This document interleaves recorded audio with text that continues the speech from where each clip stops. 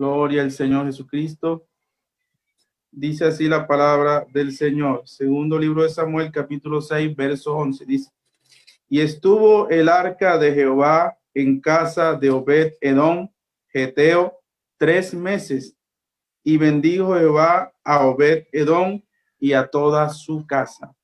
Gloria al Señor Jesús. El Señor nos bendiga por la lectura de su palabra. Bueno, en esta noche vamos a tratar un tema y vamos a iniciar hablando acerca del arca del pacto, también conocida como el arca de la alianza, el arca del testimonio, el arca de Jehová. Como muchos sabemos, el arca era un utensilio sagrado que fue construido de acuerdo a un diseño que Dios mismo estableció. Esto sucedió en los días de Moisés. Era un cofre hecho de madera de acacia y recubierto con oro por fuera y por dentro, el cual tenía una cubierta de oro macizo, y también tenía en esta cubierta 2 figuras de querubines con sus alas extendidas, mirándose el uno al otro. Este cofre, este utensilio sagrado, este mueble sagrado, era algo muy valioso porque era una representación de la misma presencia de Dios, de tal manera que dentro de este cofre residía las 2 tablas de la ley. Imagínense ustedes, estas tablas de la ley habían sido escritas por el mismo dedo de Dios. Ya cuando David viene, manda a traer la arca, y el primer obstáculo que tuvo es que David no tuvo en cuenta que habían unas reglas establecidas por Dios para trasladar el arca. Y un hombre llamado Usa extendió su mano porque pensó que el arca podía caerse, y al tocar el arca murió de inmediato, porque estaba prohibido a los hombres tocar siquiera ese utensilio sagrado. Cuando David se da cuenta de esto, manda a detener esa orden de llevar el arca a Jerusalén. Y dice la palabra de Dios en el versículo que leí al iniciar, que esta arca fue trasladada a la casa de Obed-edom. Y cuando se trasladó a su casa y estuvo por un espacio de 3 meses, esta arca resultó de bendición para Obed-edom y su familia. Cuando David supo que el arca del pacto había sido de bendición tanto para Obed-edom y los de su casa, nuevamente retomó su iniciativa, su propósito de trasladar el arca del pacto a Jerusalén. Y esta vez sí lo hizo como Dios lo ordenaba, con los levitas, llevándolo a pie, con unas barandas que debían ser ubicadas y trasladadas de esa manera hasta Jerusalén. Fue tanta la alegría que mientras iba llegando el arca a Jerusalén, David se vistió con ropas de sacerdotes y comenzó a adorar y glorificar al Señor y danzar delante de su presencia. Y cuando él vio que el arca estaba en su casa en Jerusalén, inmediatamente salió a bendecir a su familia. Pero nuevamente, mis hermanos, siempre hay oposición a los propósitos de Dios. Su esposa, llamada Mical, comenzó a amonestarlo y a decirlo que se había deshonrado delante del pueblo por lo que él había hecho.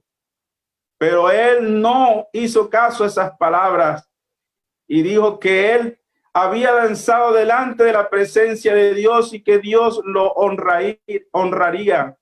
Y la actitud de esta mujer llamada Mical trajo un juicio sobre su vida de tal manera que fue estéril y nunca pudo tener hijos por haber hablado de tal manera. Bueno, mis hermanos, pero ¿Qué relación tiene todo esto que hemos mencionado con nuestras vidas? Yo he estado reflexionando en estas palabras que dice las Escrituras, que el tener el arca del pacto en la casa de Obed-Edom fue de bendición para él y para su familia. Y ese sentir que hubo en David de trasladar el arca hasta Jerusalén, al lugar donde él se encontraba, también fue de bendición para él. Sabemos que Israel fue unificada en el reinado de David, y cuando él ubicó el arca del pacto en Jerusalén, dice que él descansó de las guerras contra sus enemigos. Para David también fue de bendición. Quiero que reflexionemos en esta noche, hermanos y amigos, en nuestras vidas.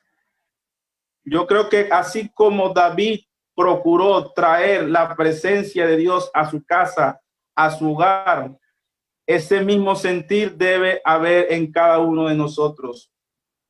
Esto que está sucediendo a nivel mundial debe llevarnos a pensar que es momento que la presencia de Dios también habite en nuestros hogares.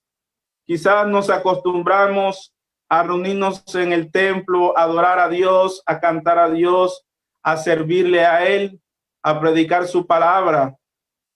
Pero al momento de llegar hasta nuestras casas, a nuestros hogares, pareciera ser que esa presencia quedara confinada allí en esos edificios, en esas paredes, porque quizás lo que hacemos allá no lo hacemos acá en nuestras casas.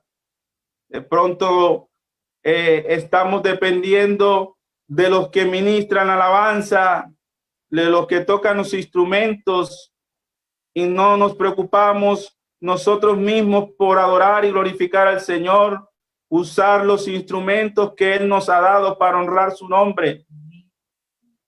Quizás de pronto en los templos predicamos la palabra de Dios, pero en nuestras casas no lo hacíamos con nuestras esposas, con nuestros hijos, sino que solamente lo hacíamos allá en el lugar de reunión. Quizás de pronto no enseñábamos la palabra a nuestros hijos y pensábamos delegar esa responsabilidad en los maestros de escuela dominical, pero en este momento es momento de que nosotros tomemos el lugar en el cual Dios nos ha puesto y comencemos a ejercer nuestra labor, ministrar en nuestros hogares, en nuestras familias, predicar la palabra de Dios, porque a eso hemos sido llamados. Somos reyes y sacerdotes para Dios nuestro Padre. Es momento que cada uno en nuestros hogares hagamos de ello un altar para Dios, en el cual abramos nuestros labios y publiquemos su alabanza. Que esa presencia no se quede allá en el templo, sino que habite en medio de nosotros, en medio de nuestros hijos, en medio de cada uno de los que hacen parte de nuestro núcleo familiar. Es momento, hermanos, de adorar a Dios, de que la presencia de Dios encuentre descanso en nuestros corazones, en nuestras vidas. Por el transcurrir del tiempo, quizás, y las ocupaciones, no nos hemos dado por enterado de la importancia de que la presencia de Dios reine en nuestros hogares, en nuestras casas, en nuestras familias. Pero es este el momento, hermano y amigo, para que reflexionemos y digamos, mi casa es para Dios. Que haya alguien de la familia que tome la iniciativa, así como lo hizo Josué. Vosotros sirváis a vuestros dioses, pero yo y mi casa serviremos a Jehová. Y este confinamiento en que estemos, que no sea un obstáculo para que la presencia de Dios se manifieste en nuestros hogares, que haya cabida en nuestros corazones. No hay nada ni nadie que pueda impedir la manifestación de la presencia de Dios entre nosotros, porque hemos sido llenos del poder del Espíritu Santo. Como decía alguien, somos templos portátiles del poder y la gracia de Dios. Recuerden ustedes, hermanos, lo que sucedió con Pablo y Silas. Ellos fueron llevados a una cárcel por causa del testimonio de Jesucristo, pero hasta allá, hasta esa cárcel, se trasladó la gloria de Dios, la presencia de Dios, mientras ellos oraban, vigilaban, mientras ellos le rendían culto a Dios, se manifestó esa gloria y ese lugar donde estaban tembló y las puertas de la cárcel fueron abiertas. ¿Qué quiero decir yo en esta noche, hermanos? Que si la presencia de Dios encuentra cabida en nuestros hogares, en nuestras vidas serán diferentes. Seremos familias que tendremos el temor de Dios en nuestros corazones y por lo tanto nuestra vida será agradable delante de la presencia de Dios. Veremos la manifestación del poder de Dios en nuestros hogares. Dios será nuestra provisión. Él nos dará la victoria en cada decisión, en todo lo que hagamos, porque si la presencia de Dios mora en nuestras vidas, en nuestras familias, en nuestros hogares, nosotros vamos a ser más que vencedores por medio de nuestro Señor. Yo creo que si nosotros cantábamos en el templo, si nosotros orábamos en el templo, si nosotros ayunábamos en el templo, si vigilábamos y todo lo espiritual que nosotros hacíamos allá, yo creo que hoy, en la situación en la que nos encontramos, debemos trasladar esas experiencias espirituales hasta nuestras casas. Si tú y yo sentíamos la presencia de Dios cuando adorábamos y glorificábamos, yo creo que en nuestros hogares también debe sentirse esa gloria de Dios que hace proezas, que hace grandezas. Entonces, en esta noche es momento de que cada familia comience a meditar y alguno tome la decisión, tome la iniciativa, así como lo hizo David.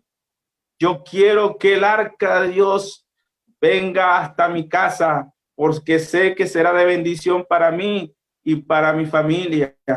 Así, mi hermano, si tú quieres que la presencia de Dios sea esa bendición que tú anhelas, es momento que comiences a rendir culto, que tu casa, que tu hogar sea un altar encendido para Dios, donde se manifieste esa gloria de Dios que cambia, que transforma, que trae gozo, que trae alegría. La palabra de Dios es: en tu presencia hay plenitud de gozo. Entonces, mi hermano, si nosotros como David le damos la importancia de tener esa manifestación de Dios en nuestras casas, el Señor lo concederá. Así se presenten obstáculos, así de pronto haya miembros de la familia que no estén de acuerdo, como le sucedió a David con su esposa, pero el Dios de toda gracia dará la victoria, y sean cual sean las dificultades, sea cual sea la obra del enemigo, en el nombre de Jesús vamos a obtener la victoria, y en nuestros hogares, en nuestras casas, la presencia de Dios tomará posesión y seremos bendecidos por esa gloriosa presencia de Dios que habita en nuestras vidas, que habita en nuestros hogares y que es un reflejo de que Dios está de nuestro lado. Bueno, mis hermanos, quiero dejar estas palabras con el deseo de que sean de bendición para nuestras vidas. El Señor Jesús le bendiga.